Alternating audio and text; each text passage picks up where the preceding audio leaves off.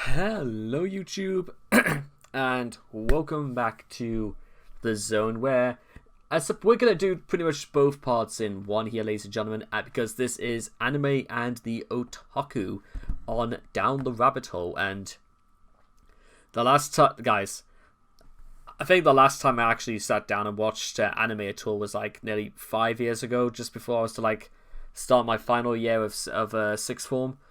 I think I always felt as if like the day I joined university and did started my animation degree is pretty much the day where I had almost no love for animation. I think that my love, my interest for animation died the day I was to study it. And but that's to say it hasn't resurfaced in the last couple of months. It's just I've got to like know exactly what it is I've always enjoyed doing, and trying to get back into something that I've always enjoyed from the bottom, because I enjoy animation just about from anywhere in the world. If it's right, good quality, then you know what, I would love nothing more than to sit down and just watch something.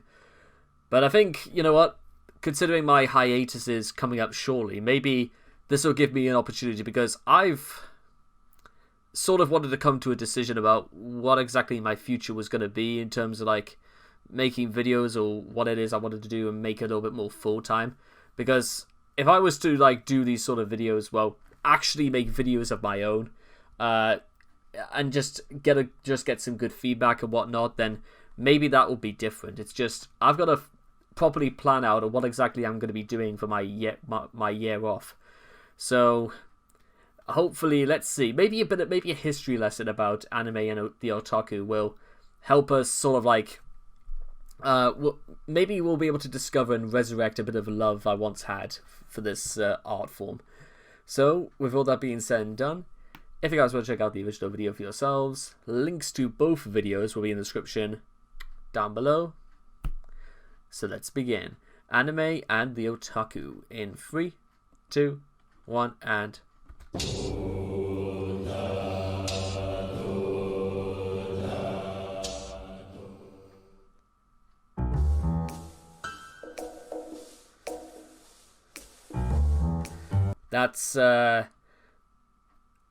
I know fine well what anime that's from. I just can't think of what the name is. About magical girls who basically get conned out of their powers, and they have to do horrible and unspeakable things, like basically killing each other, one another. I was almost going to say another, but that was intentionally made to be horror. Of all of Japan's media exports, there is none so immediately recognizable as anime.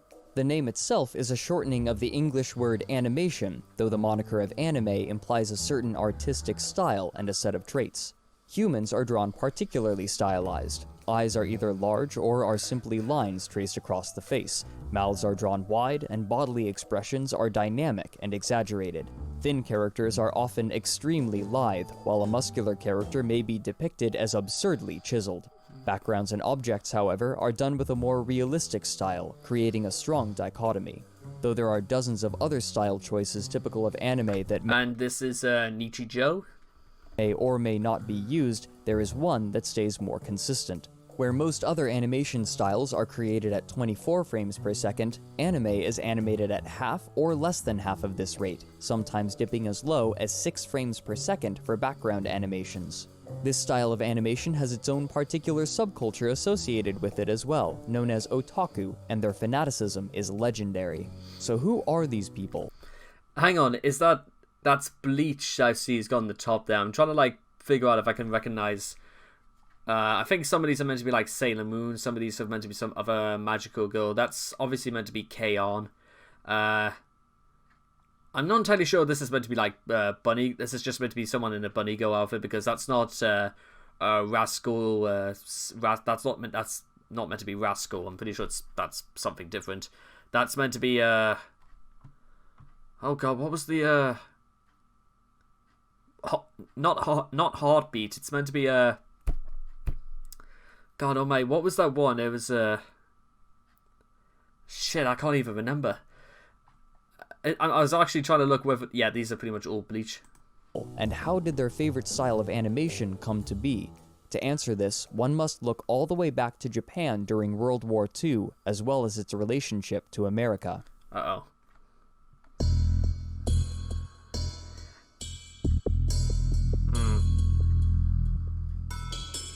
By 1945, Japan had been at war with the United States of America for 4.5 years, but the might of the US military proved overwhelming.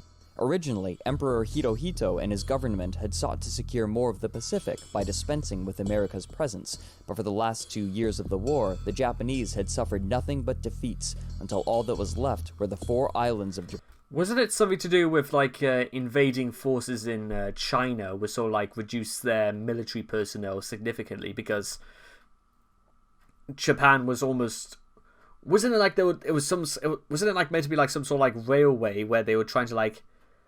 I don't quite exactly know the full details, but they were trying to literally take over China, I think it was, because China, among other problems it was having during the 1940s under Chairman Mao, was that...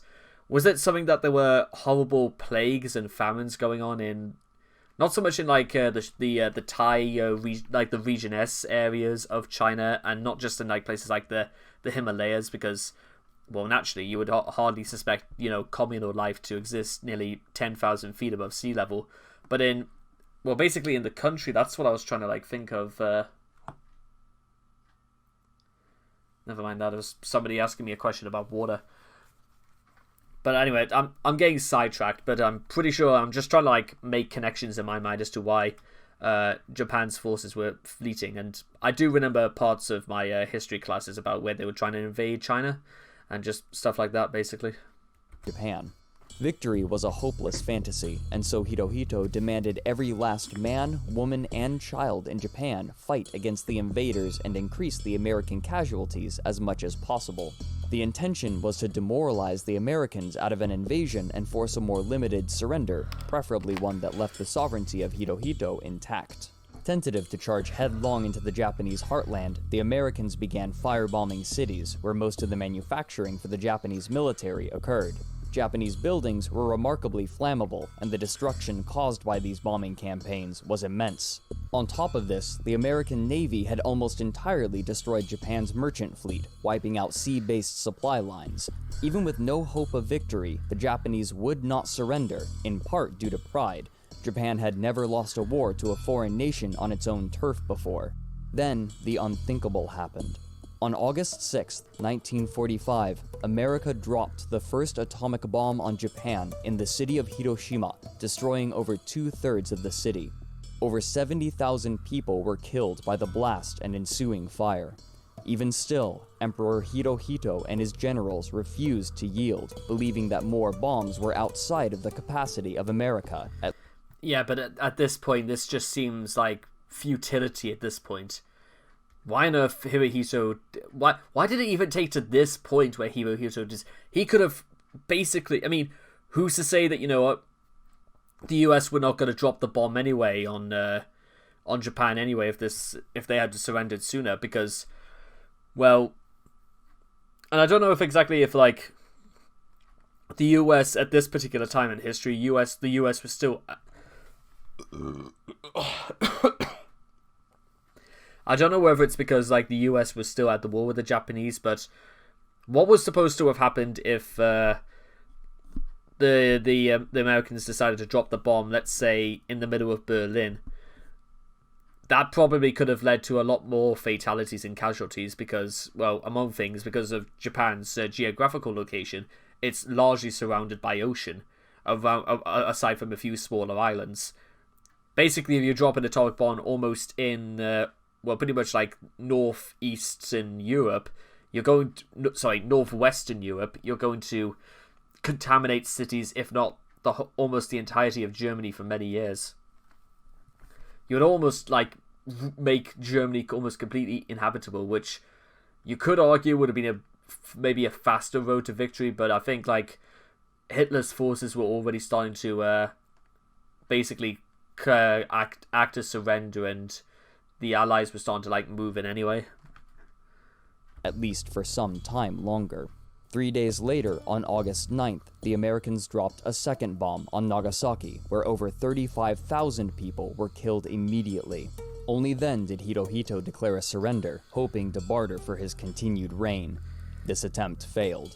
Yeah. Japan was in a state of ruin. Millions had been left homeless by the firebombing campaigns. Hundreds of thousands were dead, starvation was endemic, and people were afflicted by radiation sickness from the bombs.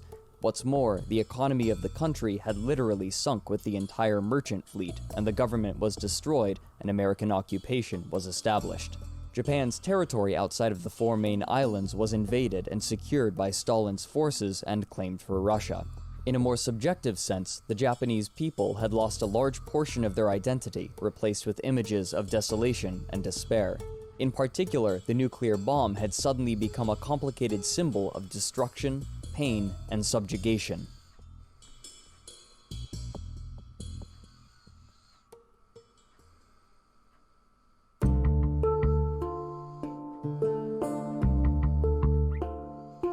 While America occupied Japan and worked to establish a working democracy, Japan's culture underwent radical shifts. For a decade before the war, nationalistic art was not only encouraged, but mandated and sponsored by the government, and with the government's support, Japanese-created animation had gone from an unpopular curiosity to a popular phenomenon and powerful propaganda machine. But after the surrender, America saw that all kinds of nationalistic art was restricted. Traditional forms of entertainment, such as theater and bunraku puppetry, declined in popularity, and, in some cases like kabuki, the practices were banned entirely for the duration of the occupation. With no economy to sustain it, the artistic scene in Japan had largely dissolved.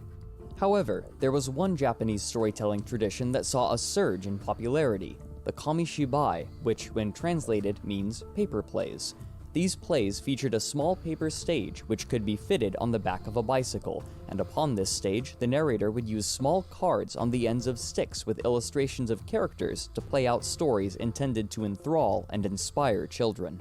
These cards would have a character in one pose on the front and another pose on the back, so that, for example, a warrior might be in a resting pose or a fighting pose simply by turning the card. Dr. Tara M. McGowan, in her essay The Many Faces of Kamishibai, describes the plays. Quote, "Virtuous adolescent heroes typically are called upon to save the world from adult corruption or, alternatively, futuristic threats from alien monsters. Kamishibai..." I'll leave it to you, ladies and gentlemen, as to what that could be a metaphor for. I mean, I don't particularly think it takes too much work to figure it out, but... Artists culled inspiration from every imaginable source, including Japanese folk legends about shape-shifting foxes, samurai warriors and ninjas, and Western classics like Peter Pan and Frankenstein." Unquote. But the largest contributing factor to its popularity, perhaps, was how cheap it was to produce. Bicycles were already prolific, and the equipment for the paper plays was cheap, meaning that these traveling narrators could go to work on the streets and in the neighborhoods with little extra effort or money, bringing smiles and laughs to children against the backdrop of death and destruction.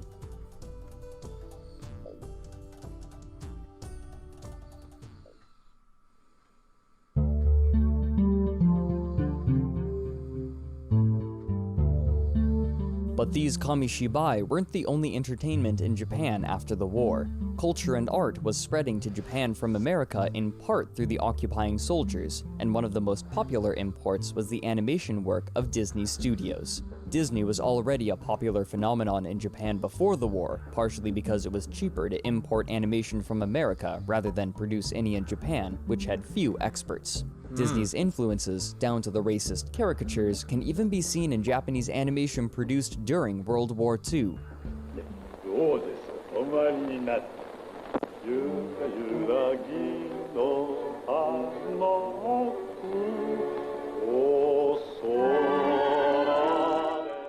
With little cultural advancement in Japan, American culture began imposing itself. Soon, all of these influences would come together in a single narrative that would find popularity with Japanese audiences and beyond.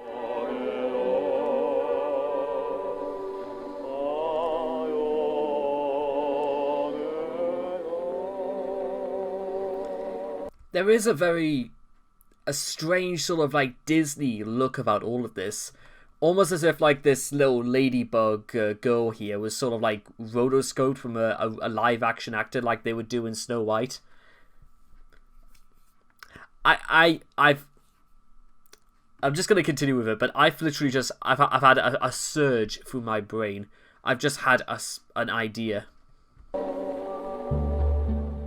In 1951, the imposing American and traditional Japanese traditions collided in a comic called Tetsuan Atomu, or Mighty Atom. After the war, comics and other two-dimensional media had seen a revival, and Mighty Atom quickly found popularity among the audiences of Japan, but the tone of the comic was far more positive and comedic than one would expect from a country so ravaged by warfare and the nuclear age.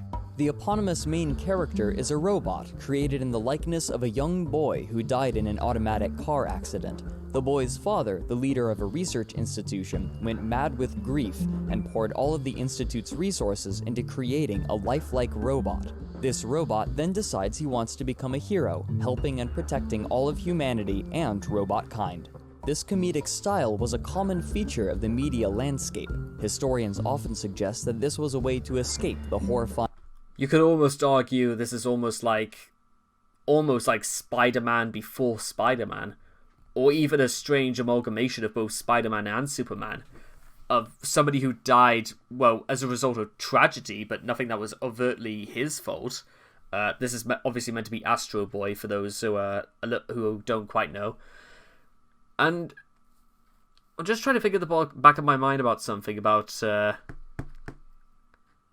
I don't know. I'm the only reason I mentioned the Superman references is all because, you know, he wears basically underwear on the outside. Well, he doesn't wear underwear on the outside because he literally doesn't wear anything else apart from his boots. Memory of nuclear fire. What's most notable about this character is the inclusion of nuclear power as his heart. It would be reasonable to assume that the Japanese would come to associate nuclear power with death and destruction, fear and anger, and they did, but they also seemed to see it pragmatically as a tool that could be used for good.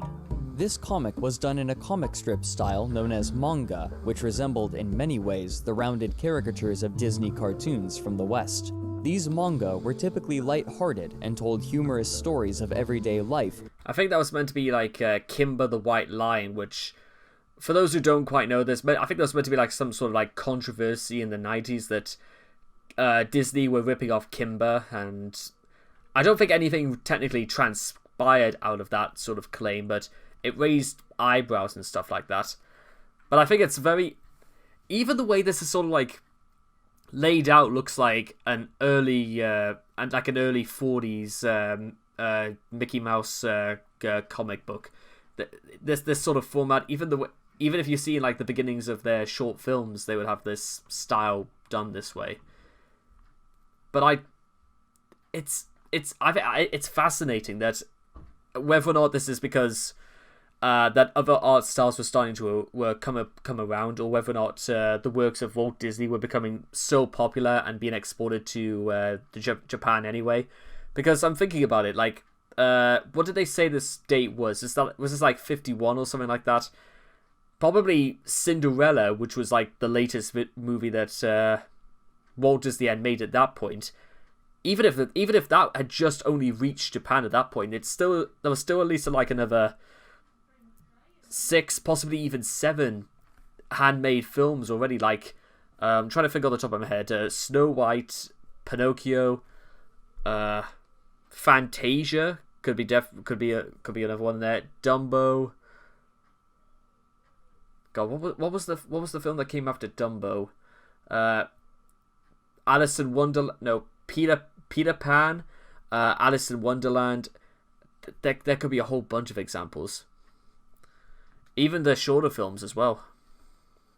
These manga were typically light-hearted and told humorous stories of everyday life, but Mighty Atom co-opted this style to tell a slightly more sophisticated story.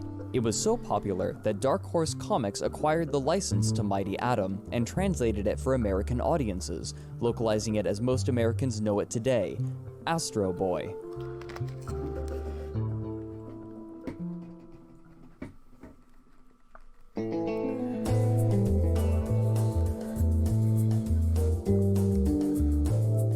In 1953, just 2 years after Mighty Atom's publication in Japan, the television was introduced to the country. Before the war, in 1926, the Japanese had experimented with television technology, and in 1939, television broadcasts began. But only a few months after its implementation, World War II began, and all available resources were given over to military purposes. This time, however, thanks to a rekindled and repairing economy, its use spread quickly. Thomas Havens, in his book Artist and Patron in Post-War Japan, explains that, quote, "The economy regained its pre-war level of output in 1955 and began to grow, almost without pause, at an average rate in real terms of 11% a year until the world oil crisis in 1973." Unquote. Chief among all programming, everyone wanted to watch Disney. At this point, much of the television programming came from America, where the infrastructure was already in place to create vast kinds and quantities of entertainment. The people of Japan took to calling these television sets electric kamishibai, since the size of television screens at the time were about the same size as the kamishibai stages on the backs of bicycles. Despite the demand for American film and television programming, the aspiring Japanese filmmakers would not be daunted, and one of the hallmarks of Japanese cinema was released in 1954, Gojira, better known in the West as Godzilla. This narrative seemed to serve as a counterpoint to the Mighty Atom comics, and Gojira himself seemed to be the embodiment of the destructive potential of nuclear weapons, which could only be stopped by complete disintegration. Though live-action filmmaking already had some infrastructure behind it, there was no such advantage for animation. Scarce few animations were created before the war, and most of those created were lost. Animation during the war was sponsored entirely by the state and created for propaganda, and with the collapse of the state, animation studios had to be pieced back together. Simply starting a studio at this time seemed a pointless endeavor because of the demand for Disney cartoons. They had the resources, the infrastructure, and the talent to create consistently amazing work. It wasn't until 1956 that a studio attempted to challenge the dominion of Disney in Japan, but the effort was a Herculean one.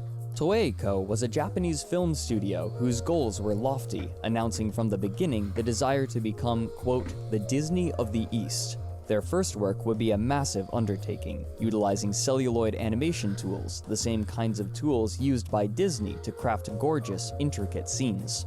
They even attempted to invoke Disney's storytelling style by adapting an old legend, though this one was from China. The result was a film entitled The Tale of the White Serpent, released in 1958. At 78 minutes long, the film was of unprecedented quality, animated in full color, and even received an honor at the Venice Children's Film. Also, I'd just like to say, because I feel like it's important I put this part out anyway, because it looks beautiful already, the film. It looks great for 1958, but I couldn't help but notice as well that this was the first feature-length film to come out by Toei in 1958 for Japan. It should also be noted that Animal Farm, the first British-made animated film, came out in 1954 by husband and wife team Hallison Batchelor. I only mention this because it's very, very interesting, the development. It started off in 1939 with Snow White, then it went to Great Britain by making something in 1954, and then 4 years later, it finally reached out. In fact, because we already know that Walt Disney had already Walt Disney Studios and their animations reached as far as Japan anyway, as Americans were occupying parts of Japan, and they were bringing all this stuff here, and eventually we ended up with this, and this is all leading up to just what we have today. Festival. America, however, seemed to regard it as a lackluster Disney release, but this seemed to matter little for the progression of animation in Japan, which had just received its first feature-length animated film made for Japanese audiences by a Japanese animation studio. Jerry Beck, a historian and professor at California Institute of the Arts, goes as far as saying that, quote, the Japanese animation industry arguably began when the live-action Toei Co. founded its Toei Animation Co. subsidiary.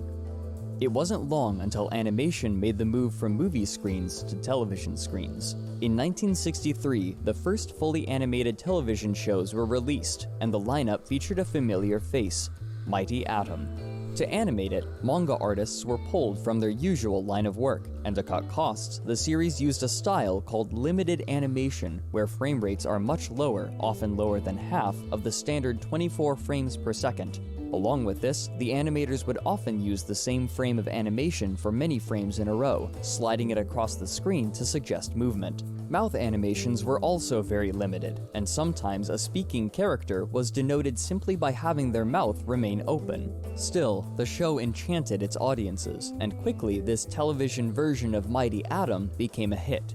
One of the likely contributing factors was how similar it was in many ways to the Kamishibai. The subject matter and tone was very similar, and the cartoonish style was reminiscent of the style of characters on the paper cards. The show saw popularity with children and adults alike, and much like manga in general, appealed to males ages 30 and below. It continued for years, with new episodes being produced regularly, but nobody could guess just how popular the show would become and what it would lead to overseas.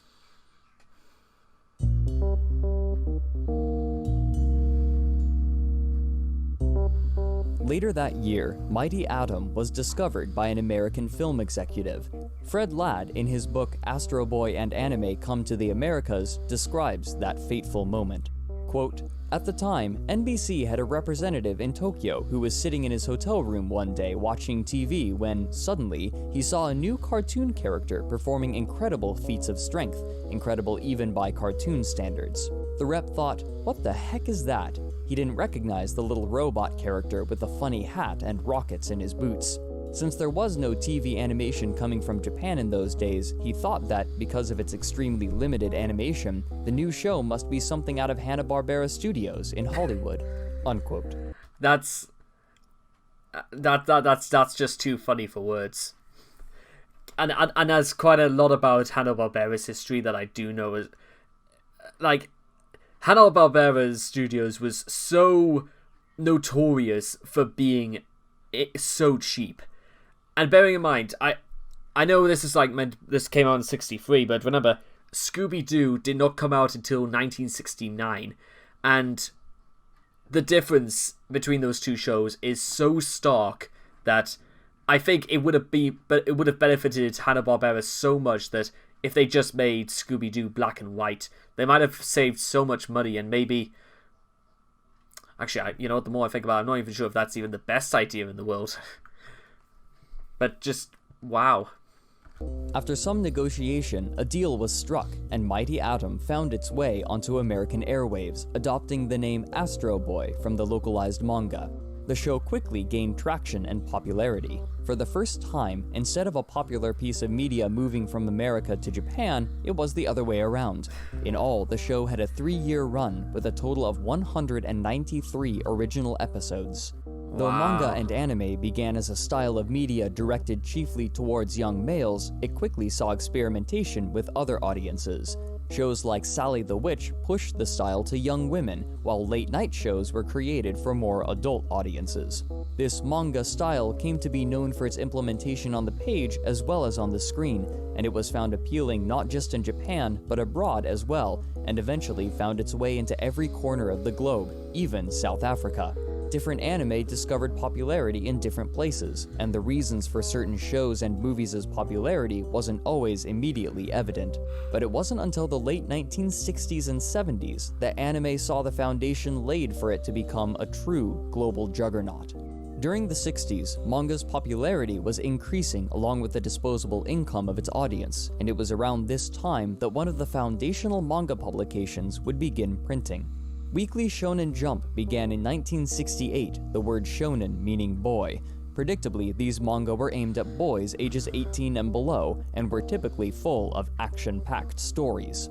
This genre borrowed most of its story traits from the old Kamishibai, being action-packed tales of heroic warriors, always males and usually young, with suspenseful story arcs.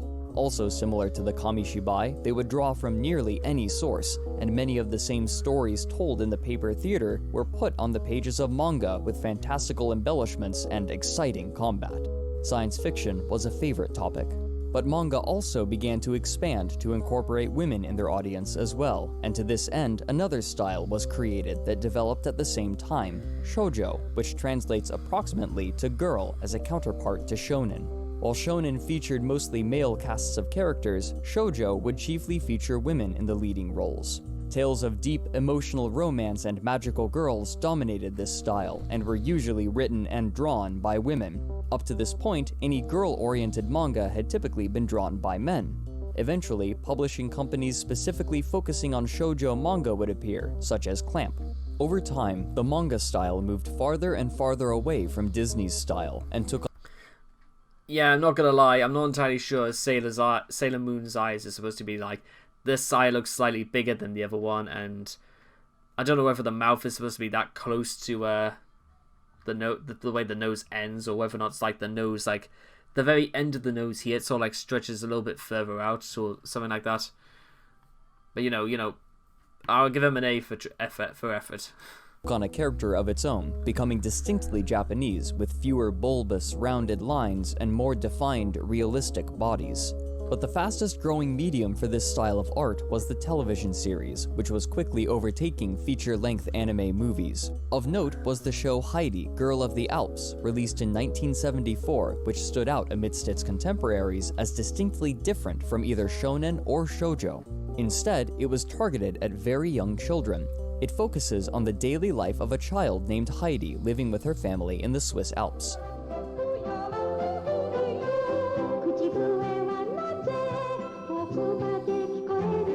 The series lasted for a year, with 52 original episodes created for it. This show's story and visual design may look familiar to some who have never seen it before, with good reason. Among the crew working on the project was the animator Hayao Miyazaki. This show, which saw great popularity both domestically and abroad, would lay the groundwork for the rush of popularity that was yet to come.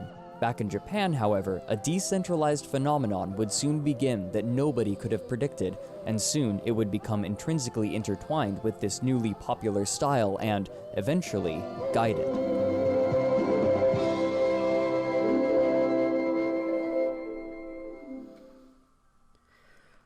Okay, so you know what? Let's just jump straight ahead to part 2. But can I just make a very quick point before we move on? 1974, they said that show about Heidi of the Swiss Alps came out, but I thought wasn't Hayao Miyazaki's his first directed film, not The Castle of Cagliostro, of Lupin III? I thought, wasn't that not released in 1971, or was that not a little bit later than that? Because I know Miyazaki, I think, started about in 1970 or something like that. Unless, of course, he stepped down a peg and maybe just decided that he wanted to do directorial stuff for, children's television, because I don't know, maybe that's just what Mr. Miyazaki wanted to do before he wanted to go back to directing feature-length films. Maybe that was possibly his motive.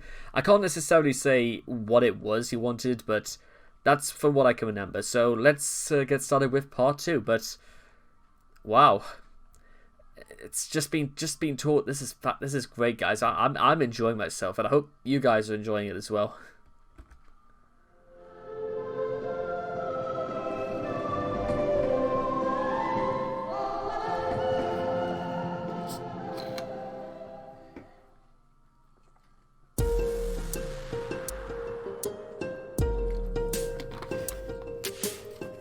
Japanese society had adapted strangely to its rapid industrialization.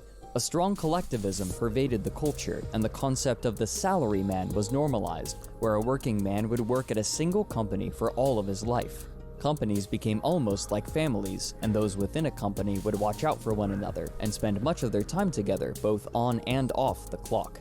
Sick days were often left on the table out of a sense of duty. For the first generations of boys growing up in this new industrialized Japan, the prospect of getting a salaried job was paramount to serving a productive life and was seen as the best way to preserve one's honor. The traditional way into a salaried position was simple: work hard in school, get good grades, be active in clubs, and you'd be funneled into a salaried job. Somewhere in the process, marriage was expected to occur. But school was brutal and stressful. Colleges were highly competitive, and since the quality of one's job directly corresponded to their grades and I was going to say that, well, basically anywhere around the world, education is almost more important than life itself. And I've had my own share of horror stories about the problems I've had with my education. Among some of the good points, but there are some parts that stick so vividly in the back of my mind for all the wrong reasons. That's why I was going to say that it's the same for around the world. It's not just from a person from a different culture looking in. I can relate much more to that, which is I suppose really anyone could if they had. Only people who have never been really educated or put in schools or anything like that at all would know what that was like. their honor, getting into the right college was a perpetual pressure. For some, this pressure was too much, and they felt that they had no way of combating their lot. Clubs in Japanese schools typically revolved around sports, but for these social misfits, sports often failed to hold their interest. This didn't change the fact that schools mandated club membership. In response, these boys began creating their own clubs in schools, which they dubbed culture clubs. Kaichiro Morikawa, in his essay Otaku, describes the formation of these clubs. Quote, "The unpopular adolescent, bad at sports, introverted, fat, or of delicate constitution, can be found in just about every school around the world. However, the structure provided by clubs that systematically encourage unpopular..." Also, I think it's just, there's a screen. They were doing this long before COVID-19 anyway, but just, I don't know how I could eat knowing that I couldn't see somebody who was in front of me. That's just like, you may as well be having a conversation with a wall if you're gonna do something like that. That just looks, and again, I'm sorry if it's a different culture thing, but that looks insane. Imagine you're in high school and you're sitting down to lunch and all you see is a whitewashed wall in front of you. Your gaze is transfixed by nothing but what you're eating and a wall. I don't think I would have pretty much gone on strike to, at least talk to other people. Maybe now if I was eating, again, that's a different story as well. World. However, the structure provided by clubs that systematically encourage unpopular students to pursue interests other than sports is unique to Japan. Otaku may be found throughout the world, but in Japan, otaku are strongly associated with specific fields of interest. School culture in Japan has played an enormous role in nurturing an otaku culture. In particular, clubs devoted to the study of manga, sci-fi, or computers, as well as art and literature clubs, are frequently transformed into dens of otaku.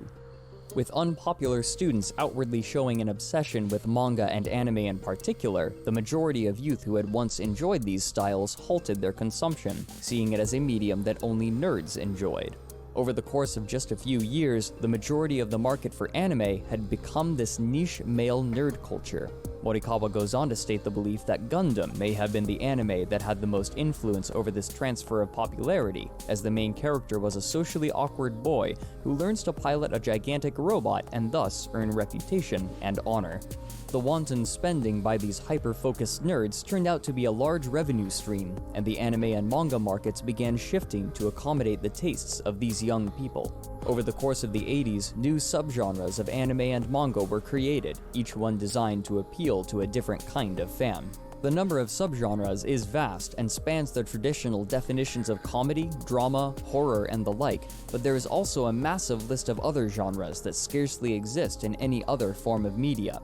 Some of the most notable are shonen and shoujo, which had maintained popularity even into the 80s, but these were joined by genres with entirely new tropes invented for anime and manga, such as harem for many women interested in one man, slice of life which exaggerates everyday circumstances, and ecchi for non-explicit sexual material. These genres would often be combined with one another to create strange and interesting new shows. Though this audience was predominantly male, there was still a large female audience that carried over from the shoujo manga, and so dramas with female focus were created as well, often about women in a variety of romantic situations. In a sense, anime was updating itself to fit in with postmodernism, an artistic movement that was coming to dominate artistic scenes all over the world at the time. Hiroki Azuma, a Japanese critic focusing on otaku culture, describes... Also, another little thing I just want to point out is that I believe, is it not that postmodernism is the debate about what can technically be classified as art, in which you could just about put in anything you want, call it art, and maybe just not so much cash in on what postmodernism was becoming, but maybe making it become a staple that should be adopted into culture anyway and called on. I mean, stuff like harem is pretty much done like that, because I can think of like a whole bunch of anime on the top of my head that revolve around a pretty unpopular male character attracting the attention of female characters through most of the time through hijinks and circumstances and whatnot.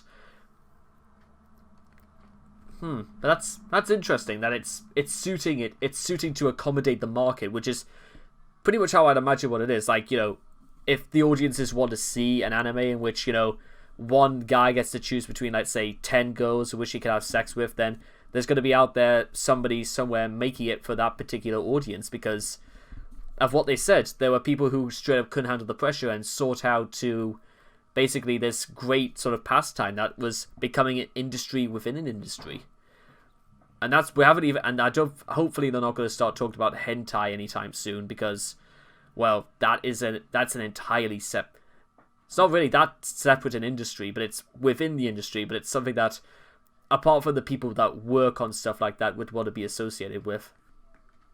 This shift in anime in his seminal work, Otaku, Japan's Database Animals. Here, he explains the way that postmodernism has mutated the way that we understand narratives. Before this shift, most popular narratives would examine the same cultural narrative through... One good example of this, to try and illustrate my point, is that there's a... I call it a series, but it isn't. It's like 6 episodes of 5-minute shorts. They're 5 minutes in length. And the anime is called Can You Please Make a Disgusting Face While You Show Me Your Panties? I'll leave it to your imagination as to what exactly happens in these episodes, but that's just one example. Somebody out there wants to see an anime based on that, so somebody out there has got to make it. Yeah, I highly question who on earth would want to technically see something like that, but I happen to know it exists, and exist it does, for lack of a better term. A variety of different lenses. For example, Mighty Atom and Gojira were both ways of understanding the horrifying nature of the nuclear bombs and the trauma of war suffered by Japan. More recently, he explains, instead of there being a unifying central narrative, there is a database of elements from which works draw. The anime Cowboy Bebop, for example, takes from science fiction, Wild West, and noir elements, each with their own tropes. This method of crafting narratives proved to be appealing to the otaku, since this new culture was comprised of many different kinds of nerds who each enjoyed their own niche interest. With these changes in the market, otaku began consuming ever more and more anime and manga over the 80s. Though a person classified as otaku may not have had anime and manga as a specific interest, the two had become inseparable.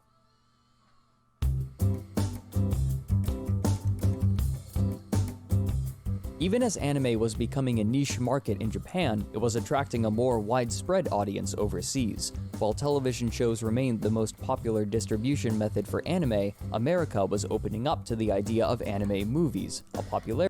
Yeah, speaking of Porco Rosso, the film you're watching right now, lead guy played by the human Birdman himself, Michael Keaton.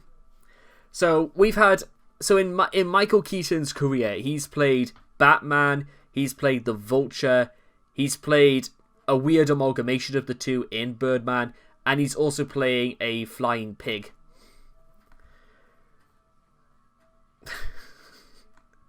It's insane. It's absolutely insane. Michael Keaton he's probably lived one of the most insane and yet one of the most beloved lives anyone could have asked for, with going through all of these. Popularity led by one director in particular, Hayao Miyazaki.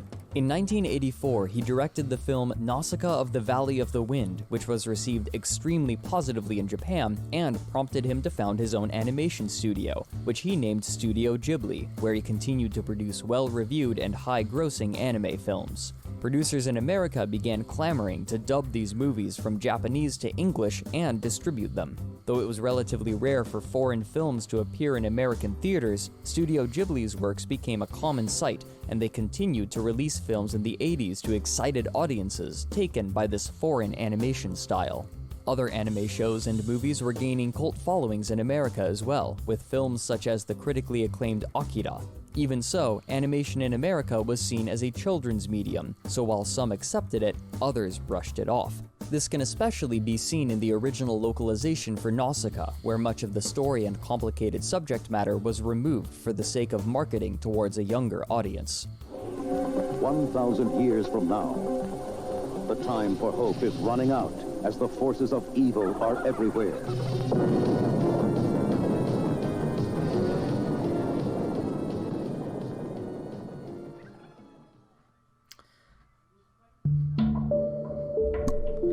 Well, also, again, that's true, but there were also plenty of anime that they didn't dub over and were clearly made for an older audience anyway.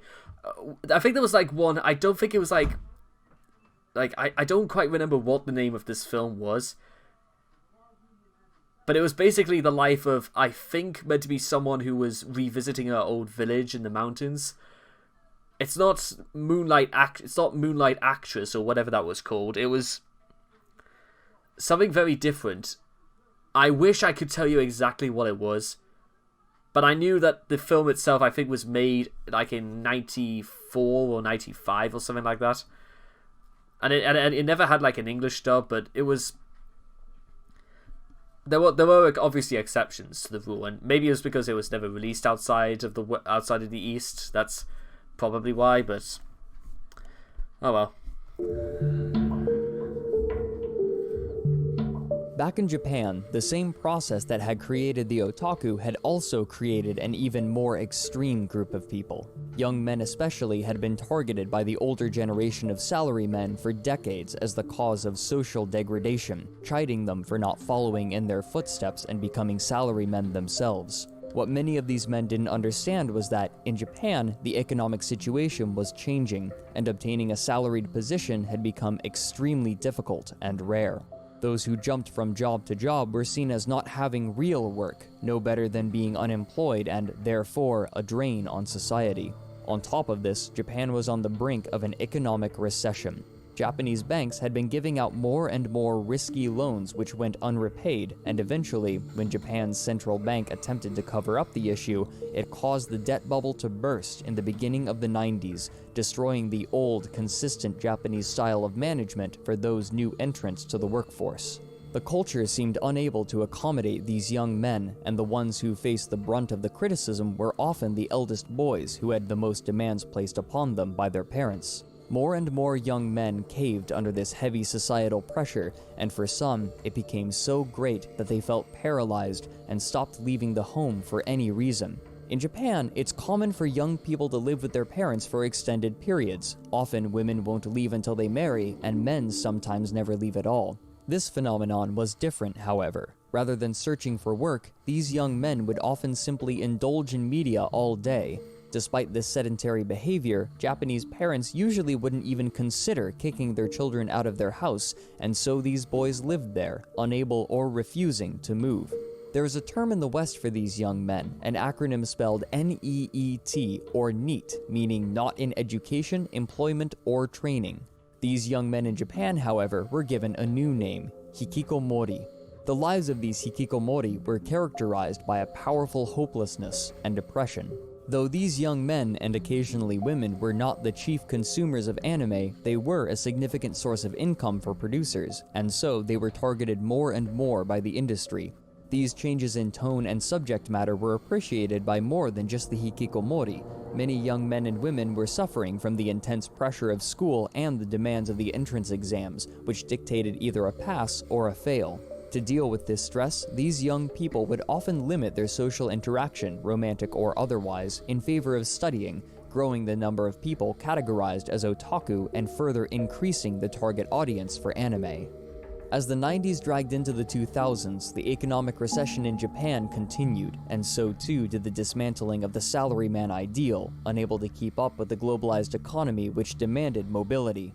Even so, the social expectation to become a salaryman didn't diminish, and more young men felt the ire of their elders. In turn, the pressure in school became even greater, and more people were choosing to divert their attention and funds to escapism, and anime proved to be one of the most popular. Along with watching the shows, these young adults would purchase paraphernalia, increasing the financial power of the anime. Okay, so let's just go through this again. Hyperdimension Neptunia, very nice. I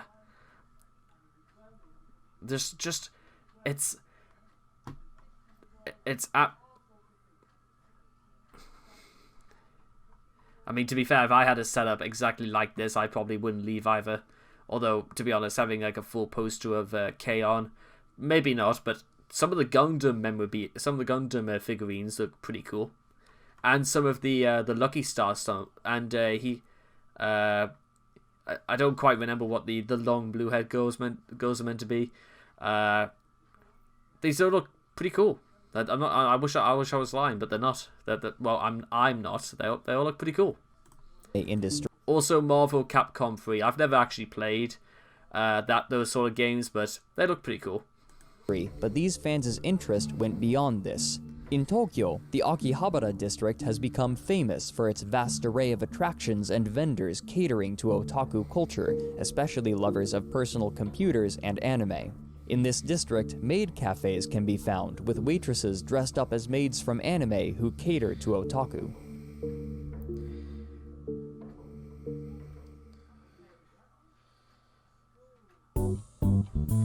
Wait, hang on. One question I just wanted to ask about what he mentioned about the maid cafes.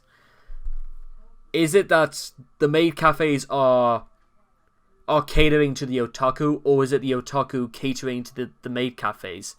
Because, one, yes, the maid cafes, it's sort of like an escapist fantasy, but it means that they can leave the house, or is it because that they existed always, that they are to cater to people to actively leave the house, because the idea of the hikikomori sort of idea of people staying prolonged hours indoors was so unhealthy in the eyes of, let's say, in the eyes of the Japanese government, that there had to be some way to get them to interact and get them to be in the outside world.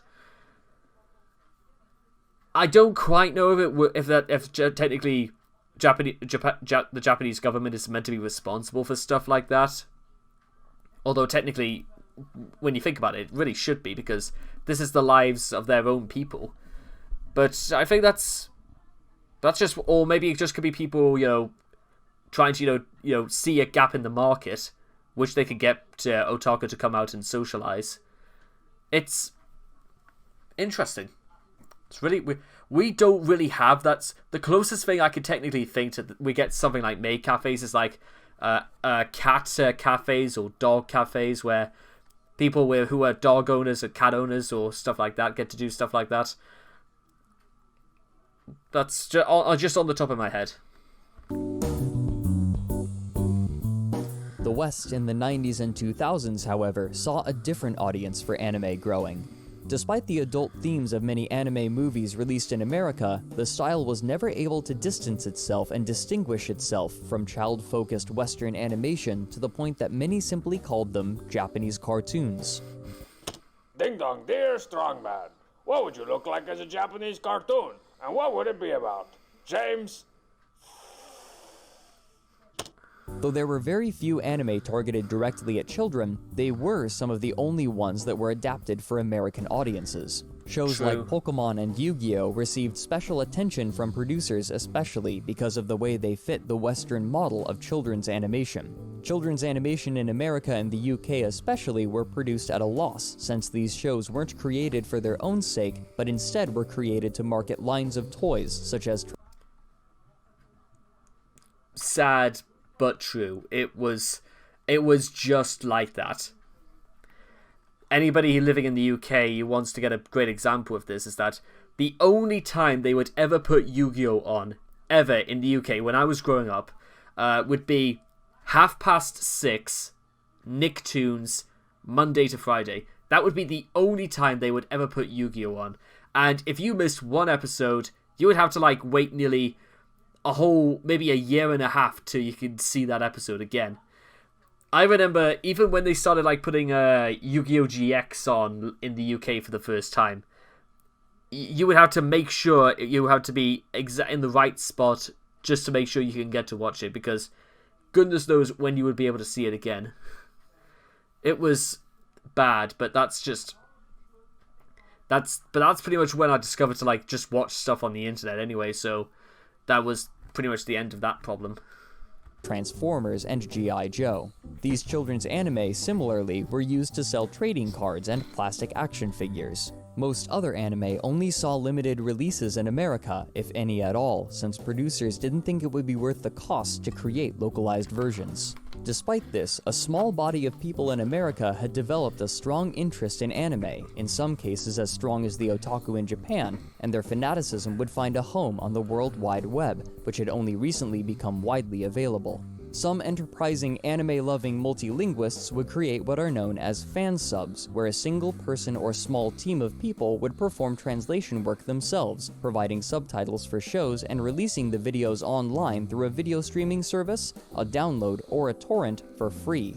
Though this practice was illegal for the most part, suing Westerners internationally would be difficult, expensive, and time-consuming, and so the most that would happen was a cease and desist notice to the translators, if they could be located at all. Since most of these people online used pseudonyms and remained anonymous, these letters would often go to whoever was hosting the content. Still, once these video files were on the internet, they were nearly impossible to remove, and so these videos would be passed around online in web circles, re-uploaded in so many places that not all of them could be discovered and removed. These anime-starved Westerners, relying on one another for more anime, would congeal in online forums and chat rooms, where they could share and discuss the shows they watched, creating cult followings for this style of animation. Since so little merchandise was available outside of Japan, the fans would create their own merchandise and content. Videos known as anime music videos, or AMVs, were especially popular. The formula for these videos was simple. Take clips from an anime show and chop up the shots so that they fit with the music. And they would almost always include Linkin Park. I was just about to get to that point, but Linkin Park, Skillet, and maybe some other group, but it was mostly... And I think that just goes to show the popularity of Linkin Park during the 2000s anyway.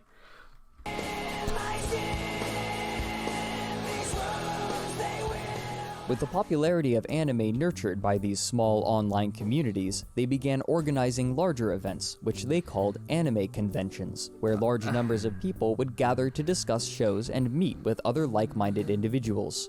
Though these conventions had begun in the 80s, they were typically smaller affairs with less than 1,000 people attending. By the year 2000, it was common to see thousands of people congregating at the many different conventions all over America and Europe, sometimes with industry professionals attending as well. All of this attention on anime showed producers that there was, indeed, a market for their work in the West, and more shows were given official localizations, though it was still considered... In fact, actually, because this is a copy I actually own, there was apparently a spin-off to the manga Death Note called, I think it was like the LA Murders, in which somebody was going around in LA with a Death Note to themselves, killing a bunch of people. And it's actually written to be a proper book, not meant to be like a manga where it's read left to right. It's fascinating that we're now even adapting manga into traditional, let's say, Western literature and distributing it as such. It's fun. It's absolutely amazing. A nerdy and unpopular interest, that didn't dissuade its large cult following.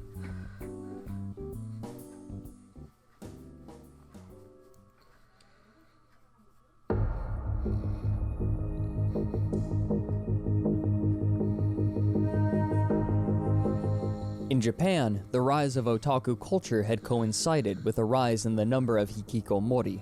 Though the parents of these shut-ins were often reticent to admit their situation, it became a phenomenon impossible to hide, and the Japanese government set out to determine just how widespread it had become. The results were unexpected and alarming. According to an official census in 2010, over 700,000 citizens were categorized as hikikomori, which was defined as someone who had largely not left their house for 6 months or longer and had few, if any, social connections, among other more minute points. Some psychologists believe this figure to be greater than 1 million. Startlingly, the average age of hikikomori in the study was 31.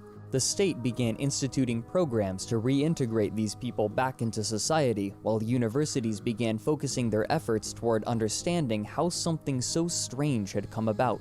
Yukiko Uchida and Vinay Narasakunkit, in their article The NEET and the Hikikomori Spectrum, suggest that Western individualism imposing on Japan could be a culprit. They explain that, quote, globalization has created a pressure toward increasing individualism, especially the kind that seems to be practiced in the United States. However, individualism is not necessarily the same everywhere. Increasing individualism in Japan without the strong foundations that American individualism has been built on may very well contribute to confusion for many individuals who try to become individualistic, especially if they use it as an excuse to avoid interpersonal responsibilities and obligations, or to develop interpersonal skills that will let them become attuned to their in-group members." Unquote.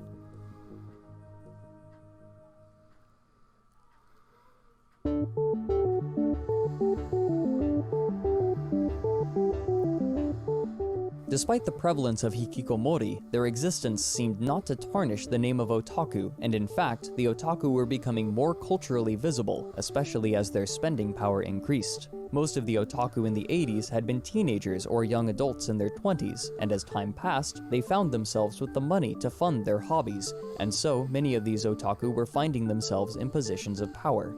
After the end of the recession, the term otaku began to lose its negative connotation, and more people were beginning to identify themselves as otaku, similar to the way that the word nerd has lost some of its pejorative quality in America. Taro Aso, former Prime Minister of Japan, has even identified himself as an otaku, and of the otaku, the manga and anime fans are the largest group.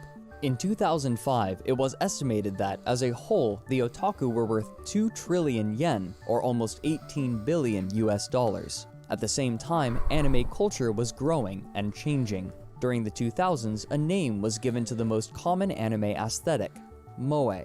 MyAnimeList.com defines it as so, quote, "Moe is a Japanese word with no good English equivalent. In fact, even Japanese people have a hard time agreeing just what it is exactly. All we can say is this: if it makes you go doki doki and makes you want to hug it, it's probably moe." Here, doki doki is an onomatopoeia for a heart beating.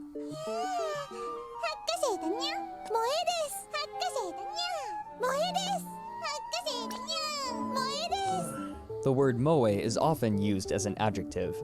This aesthetic has come to appear commonly in Japanese media outside the context of anime, especially in advertising, and now it can be difficult to think of Japanese media without the presence of moe imagery. Japanese animation had transitioned from a popular medium to a niche market to an aesthetic inextricable from Japanese media as a whole. The 2010s, for the most part, have seen a continuation of these patterns both in Japan and in America.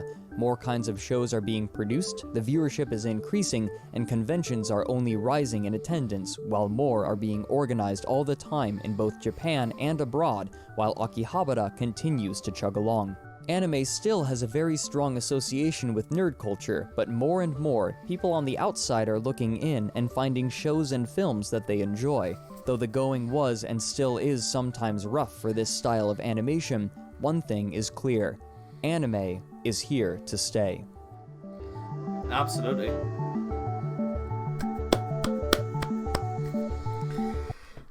Okay, ladies and gentlemen, that will conclude Anime and the Otaku by Frederick on Down the Rabbit Hole.